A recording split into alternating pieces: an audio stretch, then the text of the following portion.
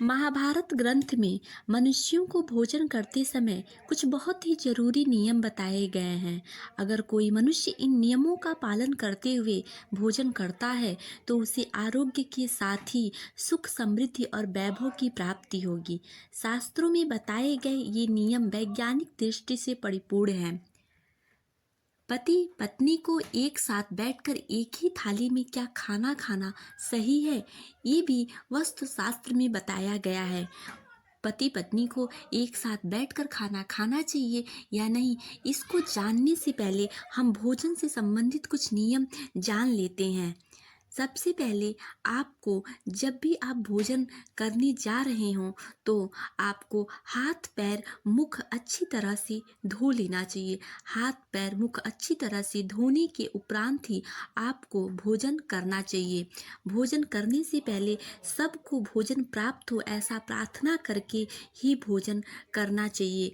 भोजन हमेशा स्नान करके शुद्ध मन से बनाना चाहिए। वास्तुशास्त्र में कहा जाता है कि सबसे पहले भोजन परोसने से पहले 3 रोटियां गाय, कुत्ता और कौवा को देकर ही भोजन करना चाहिए। अगर कुत्ता और कौवा नहीं मिल पा रहा हो तो आप गाय को ही पहला भोजन दे दें। वास्तुशास्त्र में आगे बताया गया है कि भोजन हमेशा एक साथ बैठकर ही करना चाहिए। भोजन हमेशा एक साथ बैठकर करने से आपके घर में प्रेम और स्नेह का वातावरण रहेगा, सब प्रेम पूर्वक रहेंगे, वैसा वास्तुशास्त्र का मानना है। वास्तुशास्त्र के अनुसार भोजन हमेशा पूर्व और उत्तर की दिशा में बैठकर ही करना चाहिए।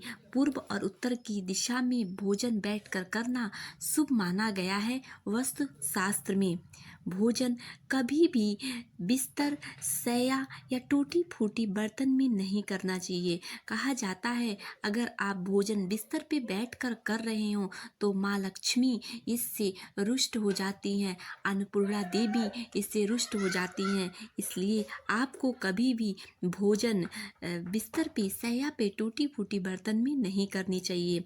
वास्तुशास्त्र में बताया गया है कि भोजन कलह और शोर शराबे के स्थान पर भी नहीं करना चाहिए। ऐसा करने से आपको माँ लक्ष्मी का आशीर्वाद नहीं प्राप्त होता है। वास्तुशास्त्र के अनुसार पीपल वट वृक्ष के नीचे भी भोजन नहीं करना चाहिए।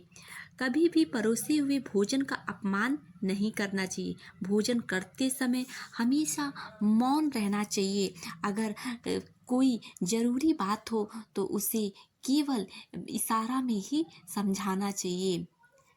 आगे वास्तुशास्त्र में बताया गया है कि भोजन हमेशा चबा चबा कर खाना चाहिए। भोजन के तुरंत बाद चाय, पानी, दौड़ना, घुड़सवारी कार्य नहीं करना चाहिए।